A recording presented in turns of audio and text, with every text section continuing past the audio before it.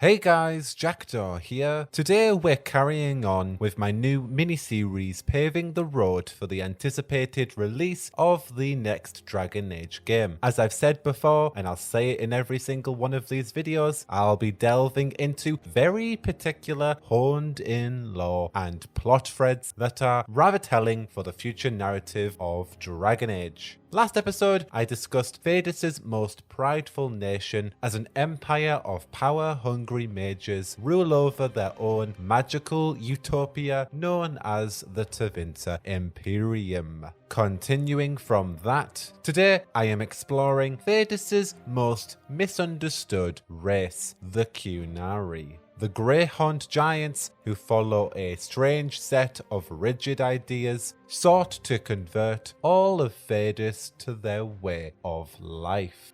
While humans, dwarves and elves rabble amongst themselves, there is another race relatively new to Thedas that most people call Qunari. To many humans, the Qunari are an evil and tyrannical people who do not believe in individual rights. In the lands occupied by Qunari, all other belief systems are expelled, families are split apart, marriages are forbidden, and any dissenter is sent for re-education by a secret police that watches for any violation of strict Qunari ethos. The Qunari believe their ancient texts, known as the Qun, are laws that everyone in Thedas should adhere to. These laws are based on two core philosophies: mastery and balance. Briefly put, the Qun texts are a code of honor that encompasses philosophy, laws, and a social architecture to prepare and govern the Qunari people with discipline. For those who believe in the Qun, the lack of individual freedoms does not matter. They find comfort and stability in the order of it all. A few freedoms the Qun does not tolerate are any worship of a god or gods such as the Maker are forbidden and stopped with violence if necessary. And magic is feared and hated. The Qunari take its treatment of mages to extremes even the Chantry might consider cruel. While some in Thedas may consider the Qun to be a radical religion, it's actually a social archetype that governs everything from society, culture, religion, economy, government, etc. The Qun dictates all aspects of Qunari life. Because of this, the Qunari view other nations of Thedas as inferior and as Kebethari, which means those who need to be taught, as of which the Qunari plan many incursions guided by the Qun's texts for the rest of Thedas, ensuring their way of life will thrive on, even if they have to re-educate every single person in the populace. The Qun is an implacable force that will not be denied.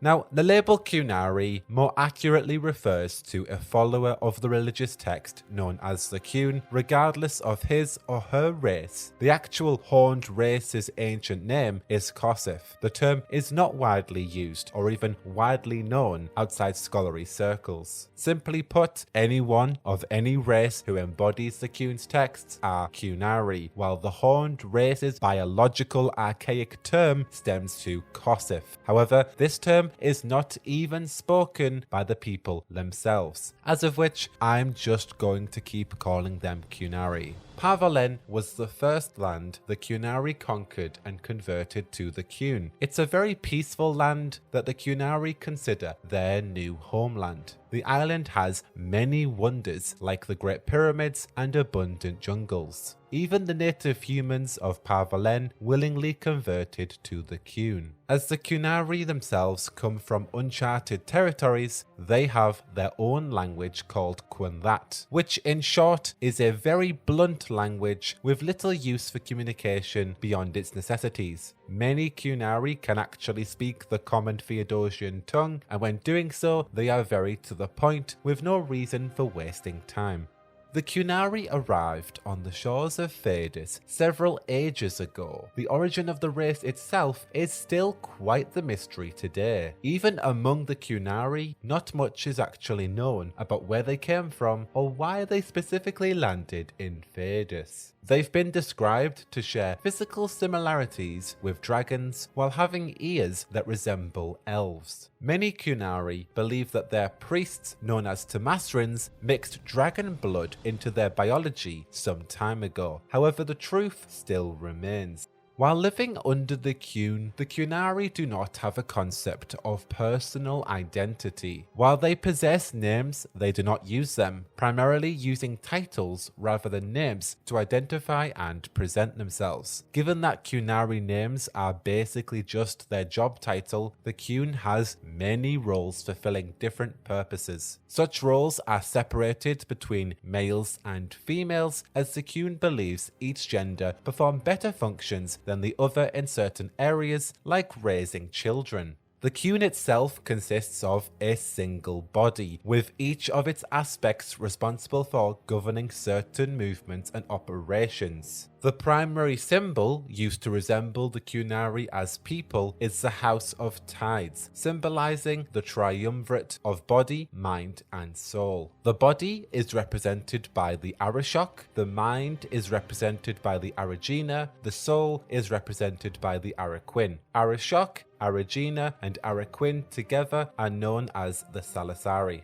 The Aragina is the head of the Qunari matriarchy, responsible for looking after the good of the community. The Araquin is the head of the Qunari priesthood, responsible for the maintenance of public spirituality and the progress of science through the Temasrins and Ben-Hassrath. The Arashok is the head of the Qunari military, responsible for the protection and safety of Qunari society, as well as its expansion through the Antam. The operative groups within the Qun's body are separated for their unique purposes and tasks, ran by one of the Salasari. The Temasrins, which means those who speak in Qunlat, are the priesthood branch of the Qun, led by the Araquin. Temasrins are strictly a female role within the Qun. They control the selective breeding process, deciding who mates with whom. They name and raise newborn babies, they educate and evaluate children when they reach 12 for more official tasks, and most importantly, they use a substance called Quemek to free those beyond redemption, i.e. to turn dissenters who have persistently resisted re-education into all but mindless creatures known as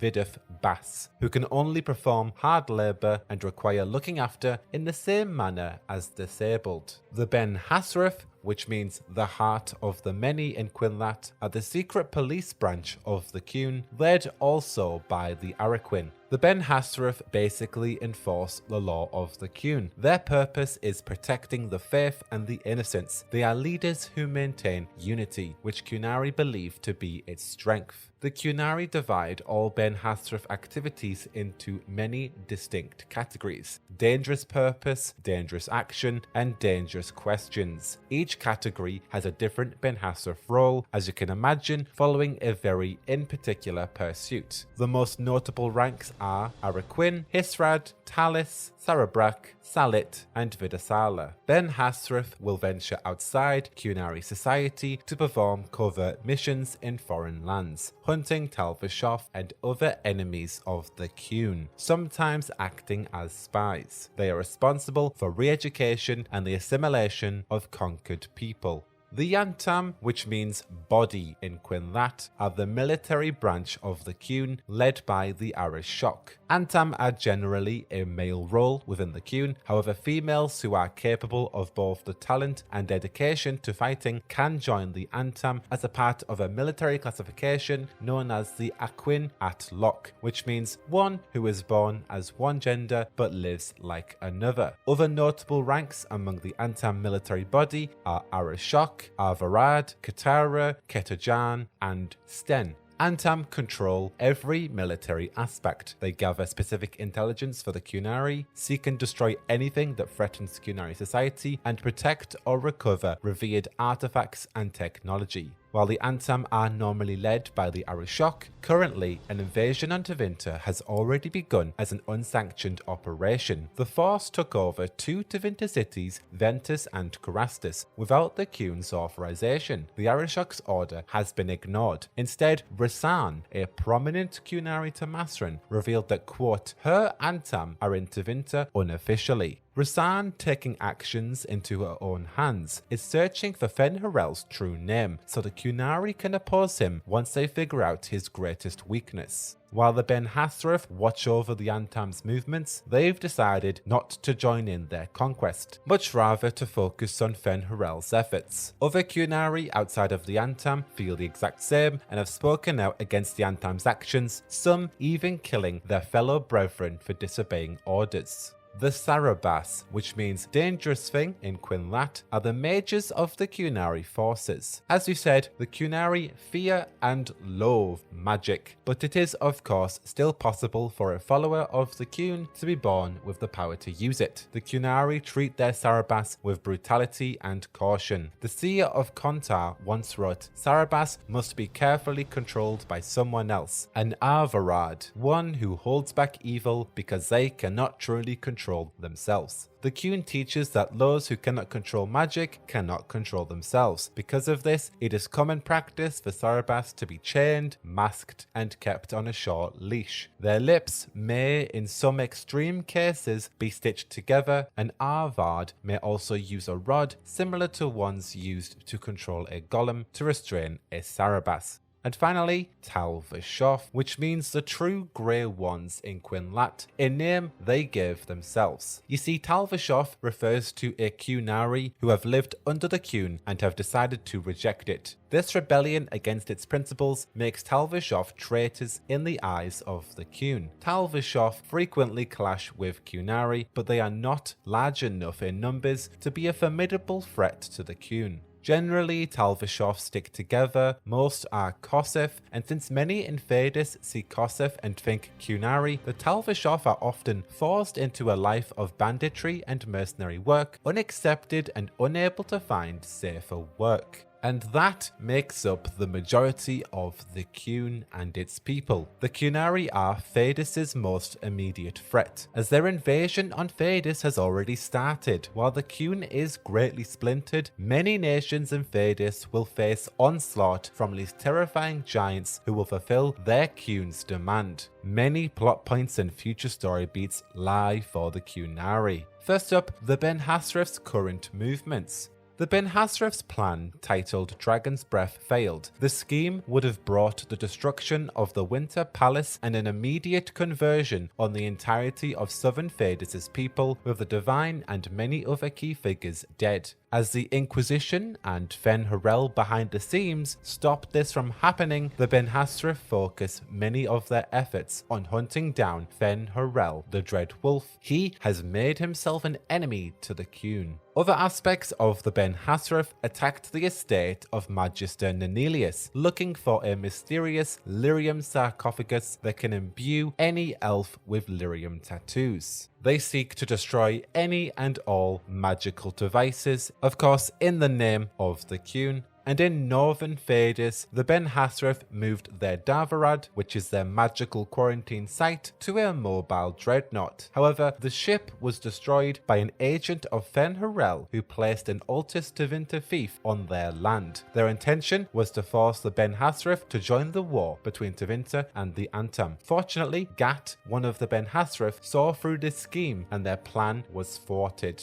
While the Ben-Hassrath predominantly hunt Fen'Harel, what are they going to do about their inner struggles within the Qun's body? Will they step up and stand against it, or will they continue to ignore it? They hunt Solas they could make up to be worthwhile allies for the future protagonist. But we have to ask ourselves, would a deal with the Qunari really be worth it if they always have the intention of invading and converting the entirety of Fadis anywhere? Moving on, the Antam's invasion. A delicate peace existed between the Qunari and the rest of Fadis, however the Qun is a text that must be adhered to by all. The military body of the Qun, the Antam, led by Tamasrin Rivain, have decided for themselves, without the blessing of the other Qunari, to attack northern Fadis. While this is a prohibited invasion, the Qunari have already declared war on the rest of Thedas with the Dragon's Breath scheme that would have sought the entire destruction of the Winter Palace. The Antam are just continuing that invasion up in the borders of Tevinter. They will continue their efforts to re-educate the world by any means possible. It's estimated that the Antam will crush Tevinter's opposition in the east, and everything east of the city Varantium will be under their control within a year, and northern Antiva as well. Unless the newly appointed Arishok, who used to be known as Sten, personally stops this conquest, the Antam may very well besiege the majority of Tevinter's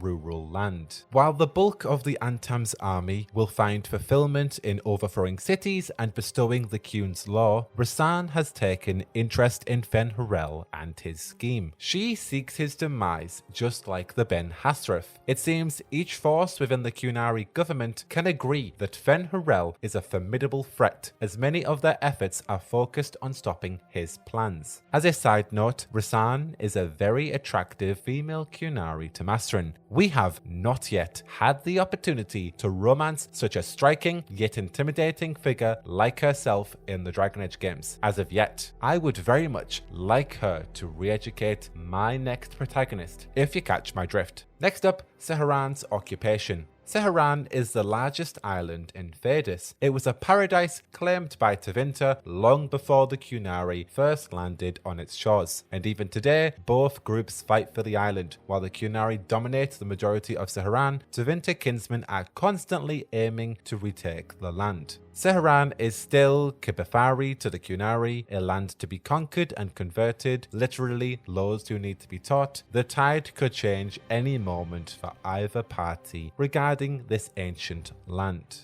Rivain's Qun influence. Rivain is home to the only peaceful Qunari settlement on the main continent, in Qunari. The influence of the Qun, if not absolute adherence to its teachings, is present throughout Rivain, getting stronger as one heads north towards Qunari. During the conquest of the Tevinter city, Ventus, a captured elf and human, discovered that the Qunari are also moving some of their forces back to Rivain, a perfect location to continue their conversion of Thedas. Antiva Invasion. The nation of Antiva do not have a personal guard or army. Instead, the Antivan Crows step into the battlefield for the sake of their countrymen. The 8 leaders of the Crows are called Talons. Each Talon from each house within the Crows had a political meeting to discuss the ongoing Qunari threat, in which one of the 8 Talons decided to oppose the Crows and sign a contract with the Qunari for a peaceful invasion of Antiva's land. All they needed to do was eliminate the remaining other Talons. Fortunately, the Talons were able to uncover this conspiracy before they met their deaths. However, the Qunari are on their way to Antiva, and with this deal no longer in effect, there will be blood to pay on the streets of this coastal nation. The Crows will not give up their homes so easily. And finally, Fen'Harel and his agents.